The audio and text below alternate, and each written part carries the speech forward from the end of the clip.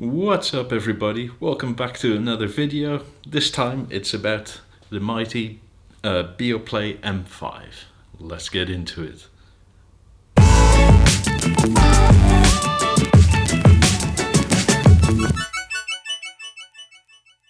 So today we have the Beoplay M5.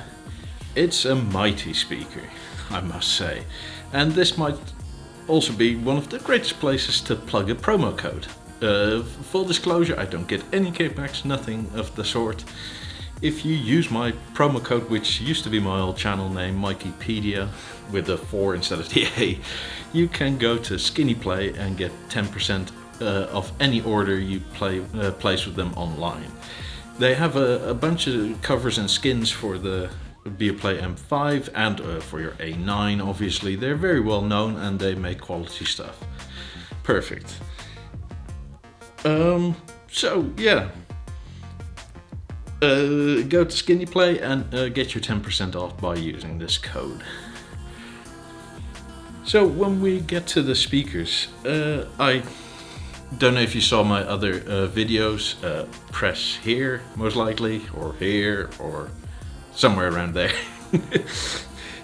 I've compared this, showed you some video clips on its own and compared it to the Beosound 1.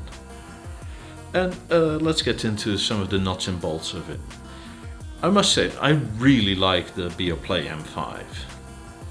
And I also really like the Beosound 1. I mean, again, I can't stop showing this off, especially in this bronze tone. It's just gorgeous. For the M5 you can get it in a few different colors. I'll probably make an overlay at some point. And the world's your oyster.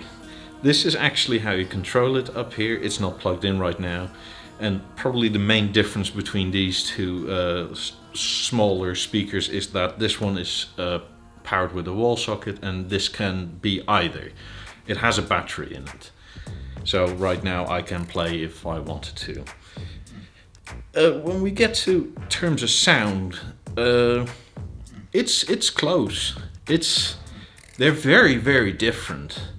So with the way you see it here is you have a driver up in here that fires down to a cone to disperse it widely, and then you have, below here you have a 4-inch driver that also fires on a cone and disperses it.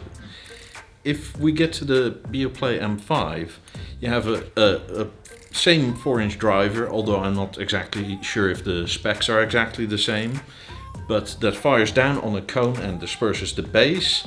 Then you have basically a mid-range driver, and then you have tweeters all around every 2 inches or so. And it gives a very different sound profile. The 360 sound is really done well in both of them. If I were to go for personal use and personal preferences, in terms of sound signature, it's close, but I think I actually prefer the Beoplay M5 over the Beosound 1. However, it slightly depends on what you listen to. And by that I mean is if you've seen any of these online or read any of the forums, you may already know, but I feel this one is not lacking in terms of power, but lacking in terms of weight. Either that or feet at the bottom, because as of right now it sits basically on these little plastic extrusions that are molded into the foot.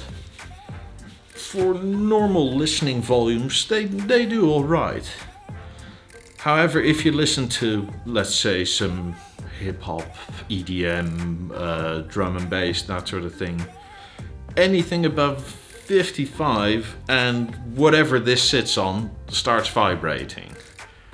I put it over there on my little marble table. The top is like 1/2 inch of pure marble. It's the table top itself without the legs is probably 30 to 40 kilos, somewhere in there. And even that moves. Now that is a testament to how powerful this small package is, but it's also kind of a downside because everything starts resonating, and not the speaker, but whatever it sits on. Now you could get a little cork, like coaster or something to put underneath, and most of it will be okay. But that sort of, I don't know, I feel like that should have been integrated from the start. However, if you listen to like more rock themed or classical or radio music, no problem whatsoever, because obviously there's way less bass in it. That's where this one comes in, I feel, because the Beosound 1, the sound is slightly different, but what mostly makes this one better in that same thing is it's the same amount of bass capable, but because there's a battery in it, it's a lot heavier. I would say picking this one up is close to 2.5 kilos or so. I'm not exactly sure, I haven't weighed them, but this thing is proper heavy. This is probably more like 6. So, although the size is roughly comparable in volume, this one is literally at least double the weight. At least that's what it feels like. Like you actually have to put some effort in to lift this one versus that. And that's where I think the speakers almost, they don't overpower the internal chassis, but they overpower the weight, because it almost starts dancing a bit when you really, really crank it. So depending on where you put it in the house, if you put it in a kitchen on like let's say you have a granite countertop, most likely it won't really be an issue. But if you like, I've had it on this piece of IKEA furniture behind me, and that means since it's not solid and not all that heavy, the top layer sort of starts bouncing with this. However, because it's fully loaded with stuff, it starts to do that less quickly than my marble table over there, weirdly. So that's one thing to consider. However, in terms of sound signature, this is more like a three-way speaker, in the sense that you have a tweeter, a mid-range, and a bass driver. Versus this is a two-way speaker where you have a full range driver that does the treble and mid-ranges, and then a bass driver. I think this sound is a lot fuller, and it's for most uses it's a lot more pleasant to listen at. However, this thing, depending on what you like, is a lot more airy, and it sounds a bit more open, and it's depending on who you talk to, you may find it a bit more shrill than this one, but it also gives the sort of feeling that there's a lot of air, there's a lot of volume in the music. Like, neither sound bad, don't get me wrong, I love them both. But if I have to stick with one forever, it's still the Beosound 1, although this is very close. But that's also partially because I like some bassy music. Not all the time, obviously, but this never dances away from you. This won't really ever move, don't get me wrong, but I've had issues already where certain tracks I like to listen to, where you sort of feel that. Like the Sheba Shed, the track is Shed, I listen to, that has a lot of low frequency in it throughout the entire track, and they're long-standing frequencies, and that really resonates whatever it sits on. Now, if you pick another song with a bit more punchy bass, it's not so much of a problem, because in both the bass is really heavily controlled, and so it's like, if it's a short punchy, like sort of, you get my drift, then neither is really like, will accentuate that bass further than it needs to be. It just doesn't flutter, so to say. But if the track is made like that, which nowadays music seems to be a bit more like that, because Beats by Dre, only bass is great somehow. I don't understand it, but it is what it is. That's where you sort of start running into, at least I did, start running into some issues with that. They're not really issues, like you get a little cork underlay or just any sort of soft underlay and it's fine. However, like I said, I feel like it should have been maybe a bit more integrated, like it should have had rubber feet or something of that sort. Or maybe you can get some sticky pads. That's a bit of a reach around a roundabout way. That seems to be an O way though. That's my cat playing with a toy. Don't know if you can hear it. But yeah, it is what it is. I like them both. Had this been heavier, I actually would have thought of maybe possibly either ditching this or getting this one for sure. Because I really, really like it. I just at the moment don't know where to put it because apparently I don't have anything heavy enough for anything over, let's say, 60% volume with the occasional bass heavy track I listen to. If you like rock, or if you're, let's say, in the more 80s, 90s music, this thing will blast your favorite tunes all day long and not miss a beat. It's actually fabulous.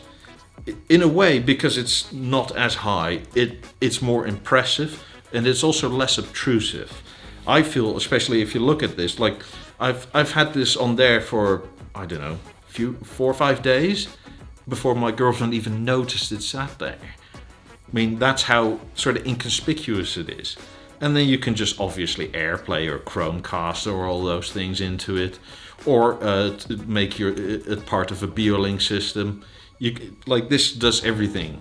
It has radio built in. It really is a proper product. Considering this is about roughly a third at the moment of filming this, a third of the price of this one, it's almost a no-brainer. Just take $2, whatever, and put something underneath it if you don't have like a granite countertop or something similar in form of a table or a cabinet, like solid oak or something, and you'll be fine. And yeah, this, I wish it was heavier because the sound signature is so full. It's proper B&O. I really like it. I would have no problem recommending this. Especially if you're considering this one and you're a bit unsure about the price. You can get 2 or 3 of these and dot them around the house. And that you have a whole house system that you can control from your phone or anything other like that. It's fab. So yeah, maybe go to your local dealer. This one was again made possible by Bang Olufsen Ter Horst here in Utrecht. I'll put in the link to his Instagram down below, and make sure to thank him. And if you're local, shop there, or even if you're not local, he can do international if you want to. And he has bloody well everything, as a good dealer should. So thanks for watching. Like and subscribe. It helps out a great bunch. You guys have no idea. And I'll see you in the next one. Bye.